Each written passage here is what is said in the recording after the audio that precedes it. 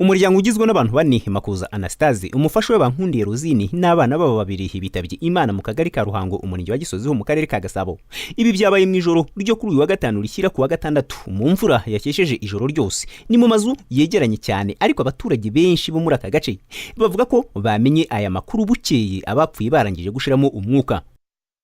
Amakuru nayamenye ari uko baduhamagaye mu gitondo abaturanyi batubwira ko abaturanyi batuye hepfo yacu bagize ibyago, inzu ikaba yabaguye hejuru kubera imvura yari yaguye ari nyinshi, kandi imvura yatangiye kugwa saa 4 n'igice za nijoro. Nge naje mu gitondo kare isanga barimo baracukura, ariko mu byabonwe na nyiri inzu nyiri kugurisha uyu nguyu niwe wabibonye. Si uko batatabaye gusa, arimo nuwo bagiye kubwira epfangara ndatera n'induru ngo ibyo ntibibure batuka n'abayobozi. Gusa amakuru aturuka mu baturanyi avuga ko habaye kutumvikana ubwo uyu wapfuye n'uwo badikanyije bajyaga gusana izi nzu zabo, aho bagombaga nibura kubakisha amabuye mu rugabaniro, ariko ntihagire n'umwe ubikora, maze uwo hejuru akubakisha rukarakara kucyo uyu yita agapangu, undi nawe yubakisha ibiti munsi neza y'uyu wubakishije rukarakara, ariho ibya ruguru byaje bikitura ku mitwe y'abari baryamye muri iyi nzu yo munsi y'izo rukarakara, maze bahita bitaba Imana. Uwo hepfo yari yarubatse, noneho uyu yakenera gushyira agapangu haruguru ya undi wari warubatse. Uyu hirya nawe yakenera kuzitira uyu w'inyuma, nawe hirya, bose bahanganira rimwe. Uri kubyumva bibindura. Icyo nibuka cyo nuko bashwanaga bavuga ati ibinyubakira hejuru y'inzu. Abayobozi baraza, ibyo bintu byose nta utabizi, ari umuturanya ari n'undi hirya arabizi, byabaye imvururu. Ngewe cyo numvaga cyari gukwira niba urasera shaka akapariseri uyu ngo barafashije amabuye, yari gukoresha amabuye agafatisha wa mukingo wo haruguru yanze wa mubyeyi, kugira ngo nibura yamabuye afate y'amazi. Imyubakire y'akajagari kagaragara muri iyi karitsiye bivugwa ko yubatswe kera, abatuye muri ibi bice bayihamya badashidikanya ko ari intandaro y'uru rupfu, kuko inzu zifatanye kandi mu buryo budakomeye namba. Ku bwabo ngo izi n'ingaruka zo kubaka mu kajagari.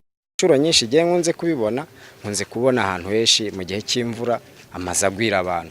Bivuga ngo rero burya uko biri, kubera natwe umuntu abavuga ngo agashahara ni gake cyangwa se nta mafaranga ubona, niyo mpamvu ugerageza kuvuga ngo nakodesha nk'akazu kangana gutya, ariko ubundi iyo biza kuvuga ngo za ntambwe 5 zarasigaye, urabona intambwe 5 iyo zisigara ntahaguye ntago kiba cyabagwiriye.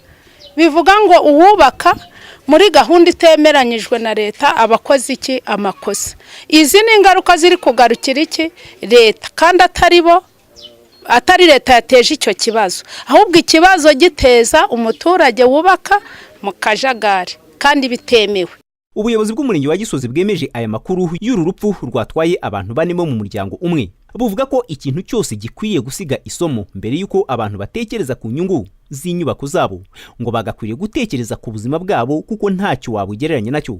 Niragire Theophile uyobora uyu murenge wa Gisozi ati iyo umuntu afite ubuzima ibindi byose yabibona.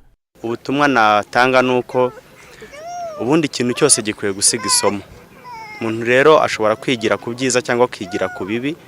Iri ni isomo dukwiye kuvana mu byago twagize. Umuntu wese akabanza akajya areba aho atuye, hanyuma mbere yuko atekereza izindi nyungu yavana mu nyubako yubatse, akabanza akareba ubuzima bwe mbere y'ibindi, kuko usanga tubwira abantu kuva mu manegeka, kuva mu nyubako zidakomeye zifite amahirwe menshi mabi yuko zagwa, ariko twabibabwira ukabona bisa naho bitumvikana neza, basa n'abashaka kugira ngo banze bishyuze ibyo batanze kuri izo nyubako. Ndahamya neza ko ubu umuryango w'abari abantu igikomeye utakaje n'abantu kuruta umutungo waba wahohombeye. Icyo umuntu akwiye kubanza kureba rero n'ubuzima bwe. Iyo umuntu afite ubuzima ibindi byose arabibona.